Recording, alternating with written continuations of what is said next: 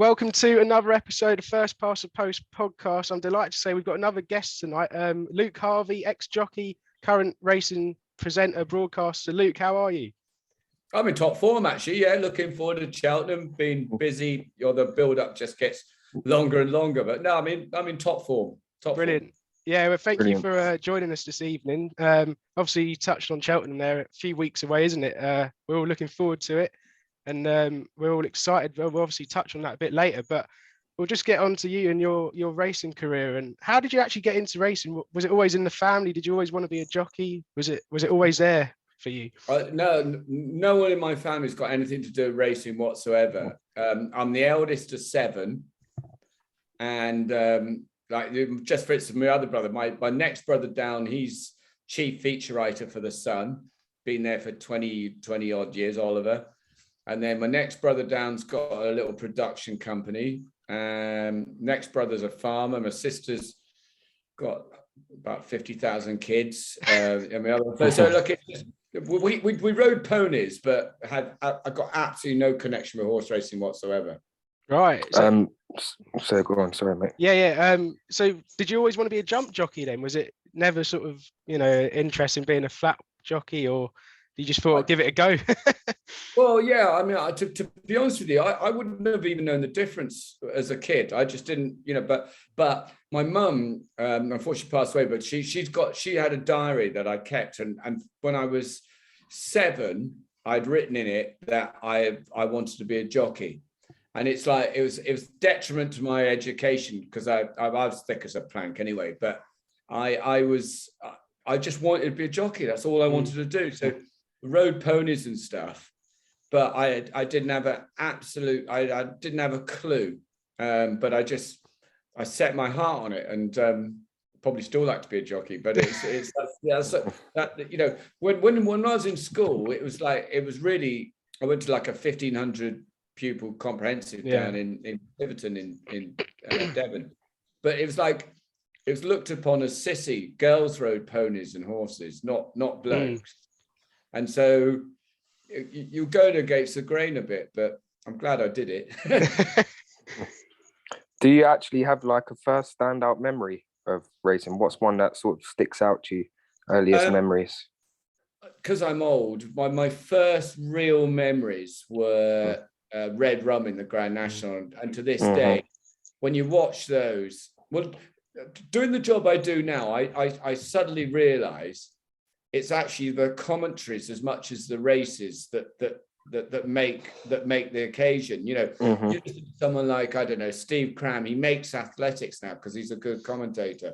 And Peter O'Sullivan in my day, of course, he just made those, here comes Red Rum or Dawn Run or Desi or those sort of horses. And those are the ones that I was brought up with. And it was Red Rum really my first memory.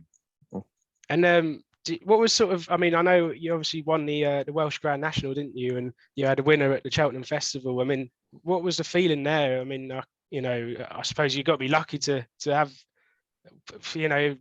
one winner at Cheltenham, and you achieved that. So what was that like as well for your career? Do you know, the funny thing is, so I left school at 16. I didn't have any qualifications, did really badly.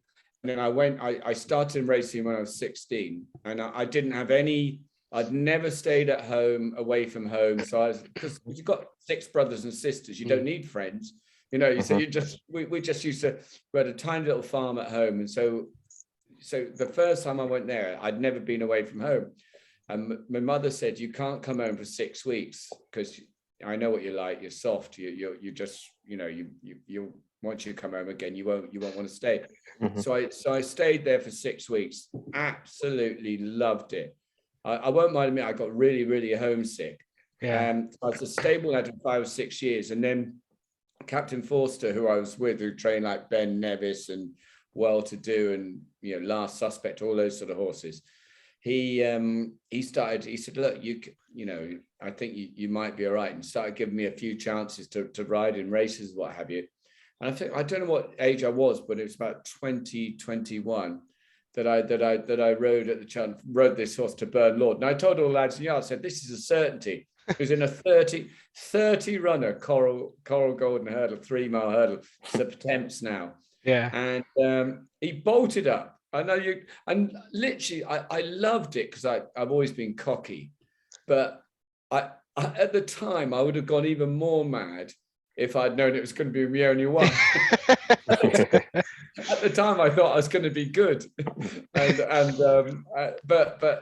But anyway, look, I would have felt really browned off, having finished riding and I hadn't managed to have a win at the Cheltenham Festival. And I whichever way, it was only a handicap or what have you, but I'm immensely proud of that. Mm-hmm. Just moving back to the start of your career, do you actually remember your first winner? And who was it? Definitely. So I, as I said, I was brought up in it's Bampton, and then I went to school in Tiverton. The next town over was called Bickley, and my first ever winner was on a horse called Bickley Bridge, trained by John Roberts, and he won at 33-1. He had no chance, and so I'm incredibly, I'm all over the place, as you might have gathered when you're trying to get hold of me, and but I've been incredibly lucky throughout my career, and that horse in a very early stage just set me on the right path, and people start noticing you, and so I remember him. That was a great day. And obviously, winning the Welsh Grand National as well. What can you take us back to that day as well? Were you in for the for the running? Were you sort of a certainty for that race? I mean, was there big hopes going around with that horse you won it on, or not, or was it a bit of a surprise on the day? Well, the funny thing is, and again, it's not fashionable to say now, but he was you won't believe it, he was a certainty, because he'd already won. He was trained by Richard Mitchell before, and he'd already won. I'm pretty sure he won the Kim Mew at the Cheltenham Festival, so he was a good horse. He'd won good races. But then I got the job with Reg Akers to move down to Whitcomb in Dorset, and he was like a brilliant flat trader. He used to have great winners on the flat, land massive gambles. Anyway, so we got this horse who's basically slow as a boat, and he started. Reg was like working him with milers, and he was getting beat like 15 lengths. He couldn't go with him. He's a 3.5 mile chaser. Anyway, he ran first time. They actually had a weighing machine down there, but Reg didn't know how to work the weighing machine. Anyway, he's about 20 or 30 kilos overweight. When he ran in something like the Peter Marshall, something at Haydock, he ran all right, finished fourth. But after that, he just improved. And I know jockeys aren't allowed to bet, but if you were allowed to bet, I've never been so confident in all my life of the horse winning. All the way through, I just thought he was a certainty. And Reg Akers said to me just before that, he said there was a horse of Toby Balding's that Jimmy Frost rode, and he said, I don't care what you do, but don't track Boris Seaver. He's a terrible jumper. He says you'll win, but don't track this horse. Anyway, at Chepstow, you start in front of the grandstand, go down the steep hill, and then round that bend. I looked up going to the first fence. Who was I stuck up the arsehole? Boris Seaver. I was just waiting for like the tail to flick up and you're going to fall and bring me down. But he absolutely hosed up. And then that season, I actually finished fourth in the Gold Cup on him. And then Reg never trained him when he won the Gold Cup. And I don't say I would have won on him because it was unbelievable ride by Adrian Maguire. But because Reg had left Whitcomb, the sort of incentive to go there was cool ground. And so Toby Balding went, and that's why he trained him. But it was still lovely to have been associated with the horse. Brilliant. Yeah. And, go on, yeah. Sorry. I was just going to say, am I right in saying in your first ever ride, you actually got knocked unconscious? My first ever ride on the race course, I did. Wow. Yeah. What was that? You'll love this story. It's typical me, this is. So I rode this horse and his form was 1F, 1F. But the ones were in selling hurdles, and he used to make all the running and just go like crazy, just last home. Otherwise, he just crumbled and fell. Anyway, but I was riding him in a hunter chase, so over fences, and he just scooted off of me. When I was for a jump jockey, I was quite light. So when I first started riding, I probably wouldn't have been 9 stone. Mm. I was still in front going down the back at Fakenham, but he was getting braver and braver, this horse. And he got so brave that he landed before the fence. He stood so far off it, turned over, and he was winded, and I was stuck underneath him. Anyway, so things have changed now. The jockeys have got paramedics and they look after them ever so well. In those days, you'd like had some poor old boy or lady that was a St. John's ambulance woman that was doing it sort of part-time. Anyway, so I'm stuck underneath this horse, and so the lady comes over. Well, you're all right, love. You're all right, love. Anyway, so which I was absolutely fine. So she came down, undid my chin strap of my skull cap, and took my skull cap off. With that, the horse thrashed out with his back leg, kicked me in the back of the head, and knocked me out. So, Wow. so I was fine before she got me. And of course, in those days, you didn't have mobile phones or anything. So I went missing. I was supposed to be back at Captain Forster's, obviously, for morning stables the next day. I didn't show up for 5 days. No one knew where I was. I was in Fakenham Hospital. Yeah, so it went downhill from there on in. And so, I mean, that's ridiculous, really. But I mean, any other setbacks in your career that you've sort of had to face? I mean, how have you dealt with any sort of negatives and any setbacks that you faced in your career? Do you know what though? Whatever you do, I don't know what you lads want to do later in life, but you know, whatever you do, you're going to get setbacks. It's not normally. I listened to a great documentary on Radio 5 about Alan Shearing, and he wasn't the best player in the team when he was a kid. You know, there was some guy and he went and he didn't make it, and he's a postman, he's happy doing it. And it's the same with being a jockey. You're gonna get setbacks, as you can see by my strange shape. I kept on breaking my collarbone all the time. I've had terrible trouble with my shoulders, but there are loads of setbacks. But if you're determined to do something and you're realistic with your expectations, that's the thing. You've got to have people in life, you need a goal. You've got to be optimistic, but you've got to get to a certain place in life, and everyone's sort of idea of success is different. And if you can get to a certain place, you say, do you know what, I'm pretty pleased with that. And it might not be, someone else might go, what, you're pleased with that? but whatever you have in your own life, and so I've been very lucky in a lot of things that I've done. I just thought, do you know what, Lukey boy, you ain't going to get any better than that. And I've been really pleased, and that's how I got my riding. I thought I came away. I wasn't the greatest rider in the world.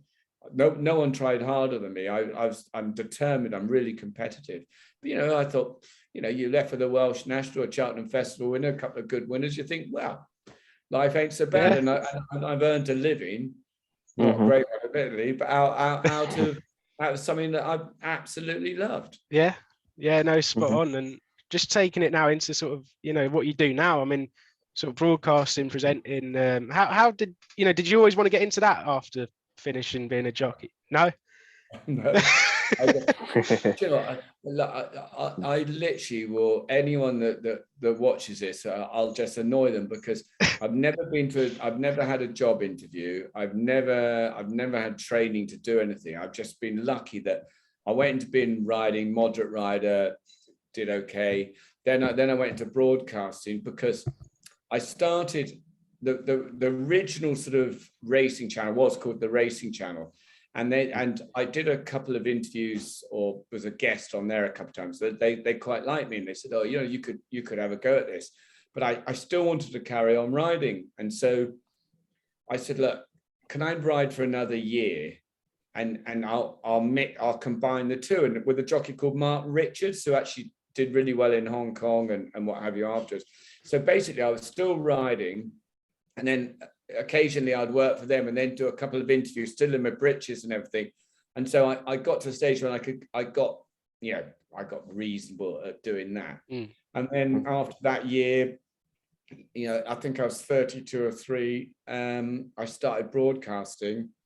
And again, I'm haphazard. I get everything wrong, and yet, because I enjoy it, you know, I was lucky that I got a job with Radio 5 Live. That was my first big break. But you know, I was getting up at 3:30 to drive to London to do the hits, and then going on to work for At the Races, or the Racing Channel as it was. And you know, it got to a stage like I was driving through Wantage, where just outside Lambourn, where I used to live, and I fell asleep at they're waiting for the traffic lights to change. I fell asleep at the traffic lights. I was so knackered all the and so you don't get anywhere in any occupation in life unless you work hard, and especially horse racing. And I think broadcasting is more competitive than being a jockey, you know. Everyone And yeah, go I on, Lee. suppose your most famous sort of interview was the one with Barney Curley. Oh no! Just talk us about that. Could you just talk us through that and how that was? Everyone used to have their own opinion about John McCrick, right? He was the soundest bloke you ever meet. He played on. He was a brilliant actor, really. He played on that sort of persona that he had. Anyway, so we were at Folkestone one day. Shows you how old I am. They don't even have racing at Folkestone anymore. But anyway, so Barney Curley had a horse. It was like, I don't know the exact prices. Say it was 6-4 favorite. Anyway, it drifted out to literally, it was like 3-1, ridiculous, you know, and it pulls up halfway. So McCrick starts going crazy. Well, we've got to have an inquiry into this. The stewards have got to have him in. Anyway, so someone had obviously told Barney Curley that me, because I was presenting the program, McCrick was a guest. Me and McCrick are slagging him off. So anyway, he comes storming out the weighing room. And then in my ear, I could hear, because the producer could see what was going on behind me. He goes, "Look out behind you." And I turned around with the mic like that. And like Barney Curley is coming at me, red-faced. And I thought it's like being in a pub when someone's beard up and then they were going to attack you. I just thought the next thing I'm going to feel is him head-butting the bridge of my nose. And I just, and then he absolutely ripped us to bits. And he said some brilliant things, you know. He said, "McCrick, you owe me a McCrick," you know. Then he goes, "That match at my nose, everyone. You know nothing." And it was and do you know what? I was looking the other day. I think nearly 4 million people have watched that. Yeah. So it was. I mean, it's quite unbelievable, really. You know what went on. But anyway, it was.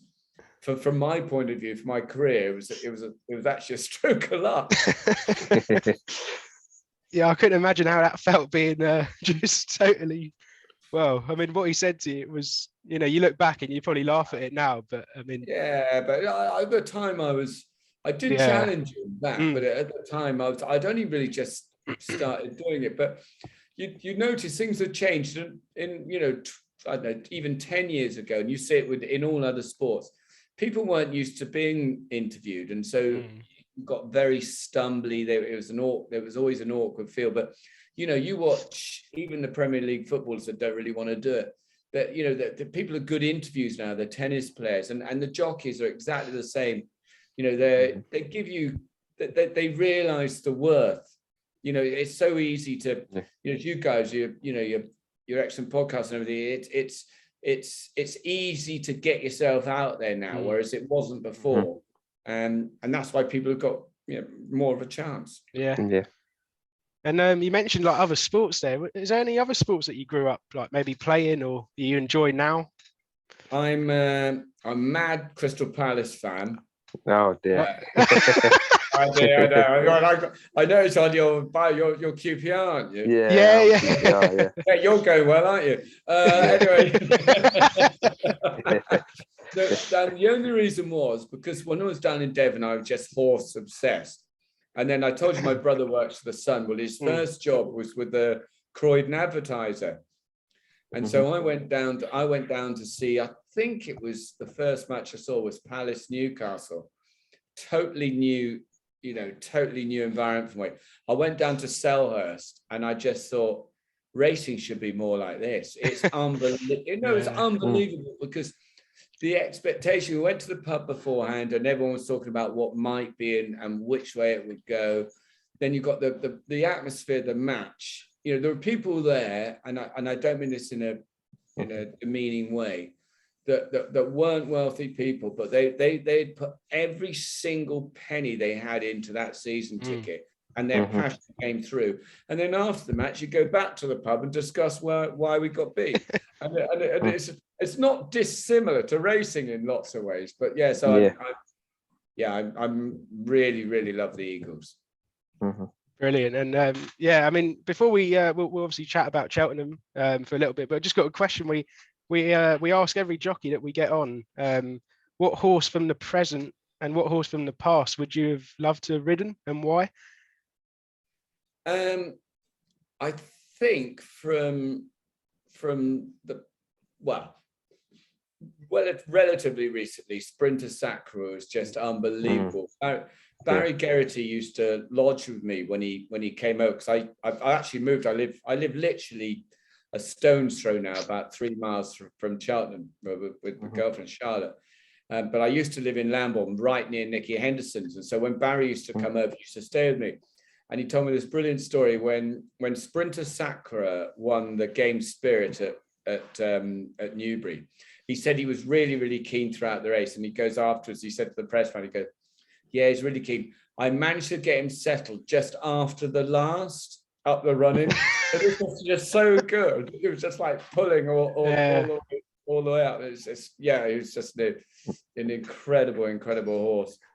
But going further back, I suppose, well, you'd love to have ridden something like Arkle, but Dawn Run was an extraordinary horse as well. There's so many, like Desert Orchid. I did a thing the other day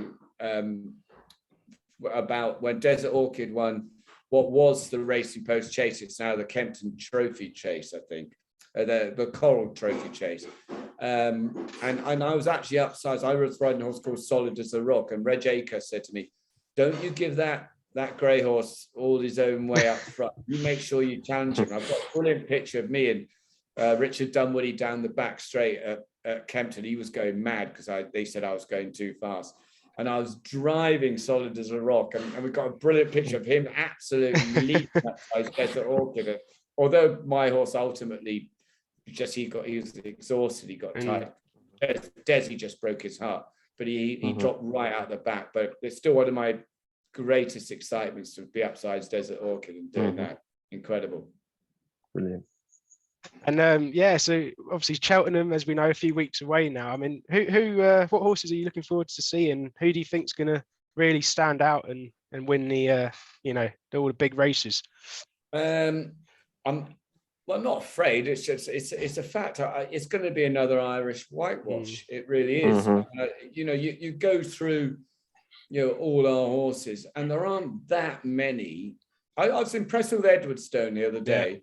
Yeah, he ran really well. Yeah, he did, and because he went chasing and he went back to hurling, and so I wasn't mad on his profile, but he's got his act together now. He's a very sound jumper. He travels very well.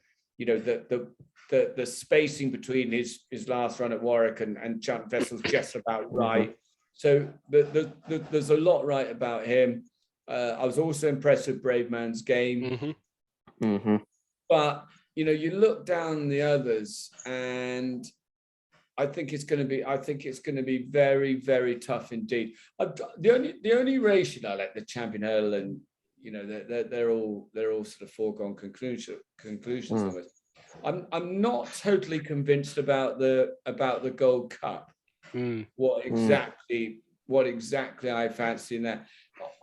I don't really fancy anything from over here, but it's interesting. I saw Dice Out Dynamite in the first. I know everyone talking about Constitution Hill and John Bonham. Yeah, I've always got an affiliation with Henderson's because I used to ride out there, and I'd love them to win.